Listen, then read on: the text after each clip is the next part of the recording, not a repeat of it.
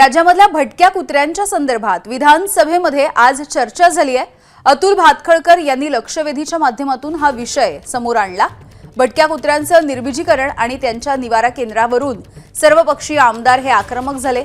भटक्या कुत्र्यांच्या संदर्भात संबंधित मंत्र्यांची संयुक्त समिती करू आणि उपाययोजना करू असं आश्वासन महसूल मंत्री चंद्रशेखर बावनकुळे यांनी देखील दिलेलं आहे।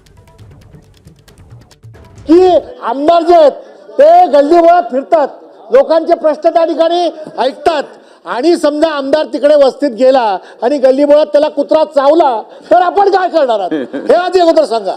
आणि म्हणून अध्यक्ष महोदय मी गंभीर बोलतोय, अध्यक्ष महोदय मी गंभीरतेने बोलतोय। जेव्हा आम्ही वस्त्यांमध्ये फिरतो ना तर कुत्रेच आमच्या मागे लागतात, कुत्रे मागे लागतात आणि जो चावला तर केवढं मोठं माहित नाही त्याच्यावर संकट असतं। आणि म्हणून हा मजेचा विषय नाहीये।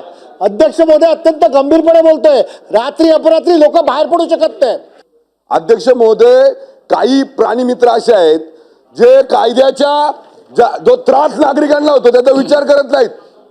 हे प्राणी मित्रांना कुत्र्यांवर जास्त प्रेम आहे, पण ती कुत्री ज्या माणसाला जातं त्यांच्यावर प्रेम नाही आणि जे प्राणी मित्र आहेत त्यांच्या घरी एक पण कुत्रा नाही। अध्यक्ष महोदय, मी आज सभागृहाच्या माध्यमातून मंत्र्यांना सांगतो, ही सगळी कुत्री प्राणी मित्रांच्या घरी नेऊन सोडा, त्यांना कळू द्या कुत्र्यांचा चावा काय असतो ते। अध्यक्ष महोदय, 2 मिनिटं जरा सभागृहाने शांतता घ्या। अध्यक्ष महोदय, माझ्या शहरामध्ये 2025 एप्रिल जून मध्ये 8,000 लोकांना कुत्रे चावले।